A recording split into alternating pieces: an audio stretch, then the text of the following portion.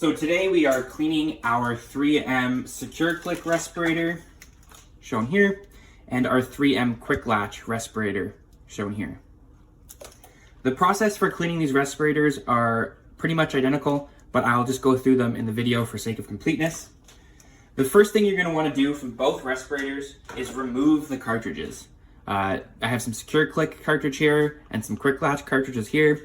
These should not be submerged in water or exposed to running water. If you do need to clean them, if they're oily, covered in soot or whatever, you can use a damp cloth to wipe them clean. Now that our cartridges are removed, we can proceed to cleaning the respirator facepiece. So both respirator face pieces have two sections, a harder plastic outer shell, and then the soft moldable facepiece in gray here. To remove them, they're pretty similar. All we need to do is go to the bottom of the respirator where your chin would go. You see a little arrow on the Secure Click and just pull apart at the bottom there, and that removes the Secure Click.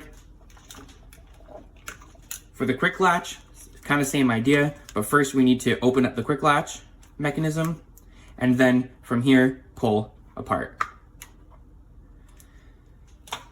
Now that we've separated the inner face piece and the outer face piece, we can go ahead and wash them. In the sink here, I just have some warm water with a little bit of neutral detergent.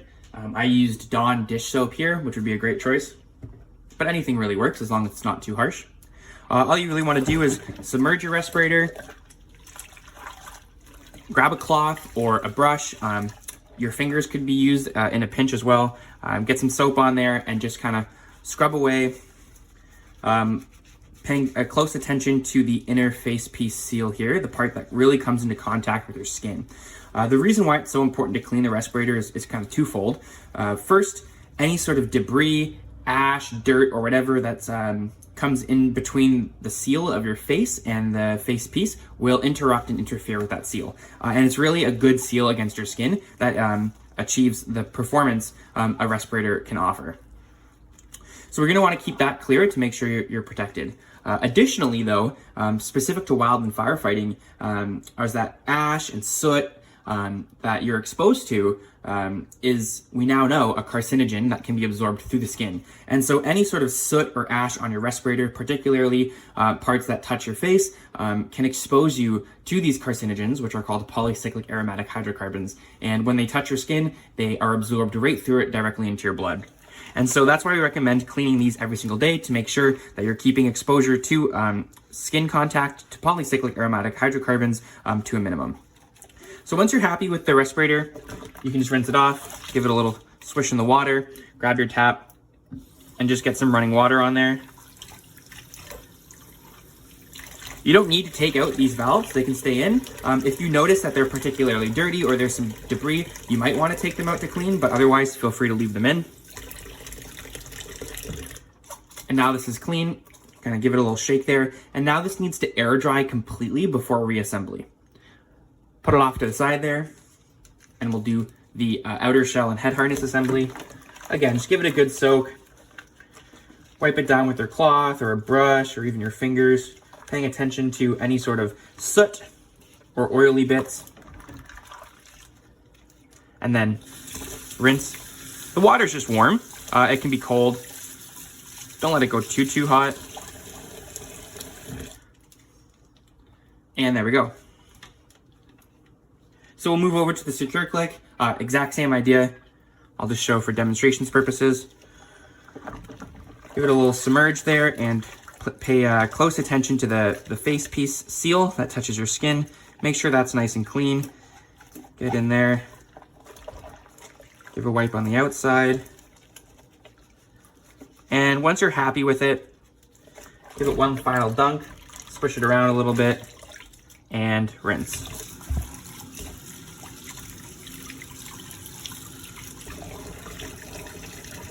Put it off to the side. We'll work on the outer shell and harness now. Again, same thing.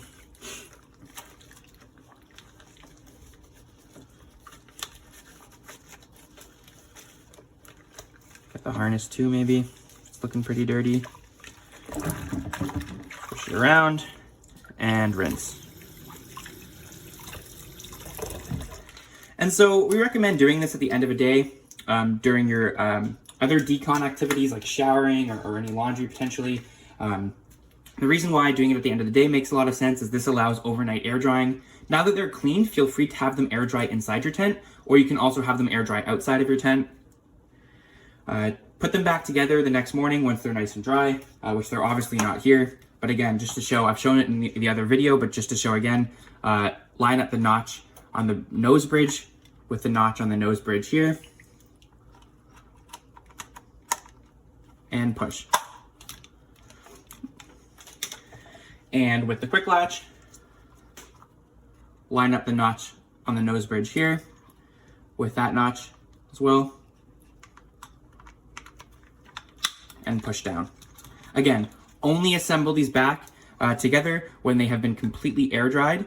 If you are in a hurry, feel free to dry them with a cloth, but there will be a lot of nooks and crannies that you need to pay close attention to that will sort of just evaporate out when they air dry as opposed to drying with a cloth. So that's how you clean your 3M Secure Click and your 3M Quick Latch respirator. Again, do not clean the cartridges. Move them off to the side. If you need to, wipe them down with a damp cloth only, and allow the respirator face pieces to completely air dry overnight before you reassemble them and for use for the next day.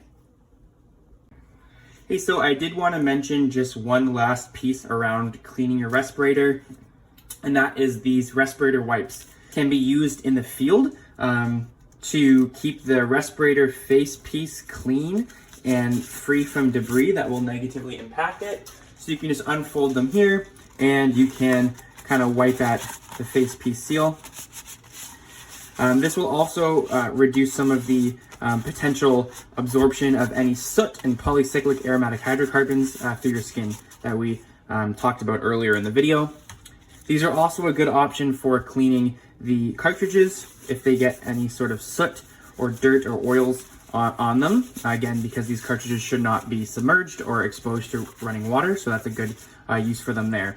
I do want to reiterate that this supplements the deeper cleaning that we went through in this video that should still be done on a daily basis. This just allows for a little bit of a wipe in the field. Soap and water is the best way to clean your respirator and really get rid of those polycyclic aromatic hydrocarbons. But these are an in-field option to use in between more full cleanings.